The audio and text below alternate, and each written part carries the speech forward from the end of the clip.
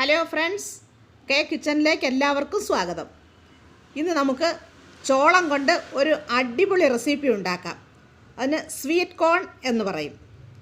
ഇനി നമുക്ക് അതെങ്ങനെയാണ് ഉണ്ടാക്കുന്നതെന്ന് നമുക്ക് നോക്കാം. അതിനു വേണ്ടി ഞാൻ കോൺ എടുത്തിട്ടുണ്ട്, അതായത് ചോളം. ഇനി നമുക്ക് അതൊരു കുക്കറിലേക്കിട്ട് നമുക്ക് ഒരു വിസിൽ കൊടുത്ത് ഇതൊന്ന് പുഴുങ്ങിയെടുക്കാം. ആ ചോളം ഞാൻ വേവിച്ചെടുത്തിട്ടുണ്ട്. ഇനി നമുക്ക് ഇത് ഇതുപോലെ എല്ലാം ഇതൊന്ന് അടർത്തിയെടുക്കാം. ഇതുപോലെ നമുക്ക് ഇതെല്ലാം അടർത്തിയെടുക്കാം.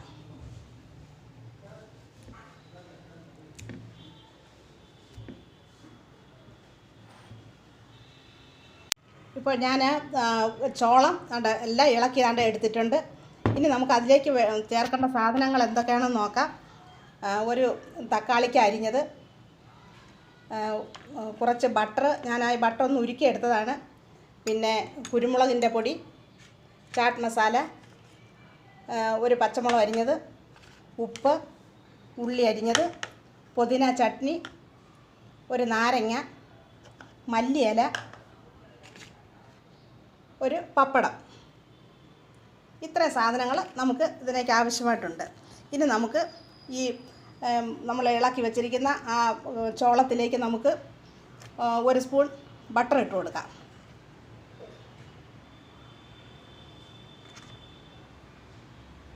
ഇനി നമുക്ക് അതിലേക്ക് അരിഞ്ഞ തക്കാളിക്കായിട്ട് കൊടുക്കാം. പിന്നെ അരിഞ്ഞ പച്ചമുളക് ഇട്ട് കൊടുക്കാം.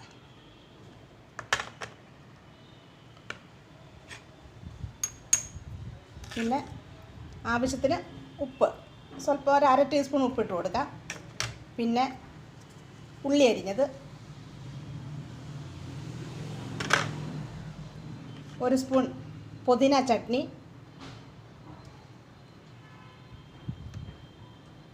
മല്ലിയില,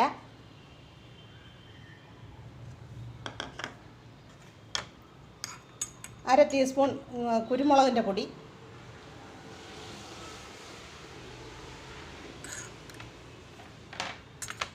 അര ടീസ്പൂൺ ചാട്ട് മസാല,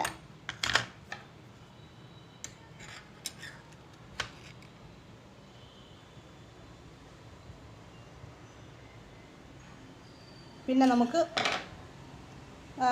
ഈ നാരങ്ങ നമുക്ക് ഒന്ന് പിഴിഞ്ഞെടുക്കാം. പിഴിഞ്ഞെടുത്തിട്ട് നമുക്കതിൻ്റെ നീര് കൂടി അതിലേക്ക് ചേർക്കാം.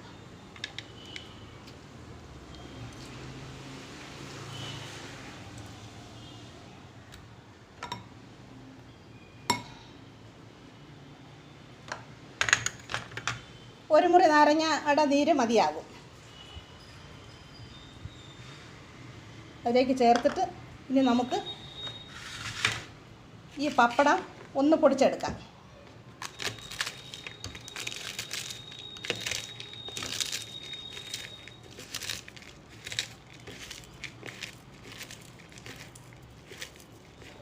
പൊടിച്ചെടുത്തിട്ട് ഇനി നമുക്ക് നമ്മൾ ഈ ചെയ്ത് വെച്ചിരിക്കുന്ന ഇതെല്ലാം കൂടെ നല്ലതുപോലെ ഒന്ന് മിക്സ് ചെയ്യാം.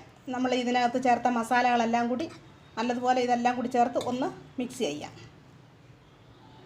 നമ്മുടെ സ്വീറ്റ് കോൺ നല്ലതുപോലെ ഞാൻ ഇളക്കി എടുത്തിട്ടുണ്ട്. ഇനി നമ്മൾ ആ പൊടിച്ച് വെച്ച പപ്പടം ഇതിൻ്റെ മുകളിലേക്ക് ഇങ്ങനെ വിതറി കൊടുക്കാം.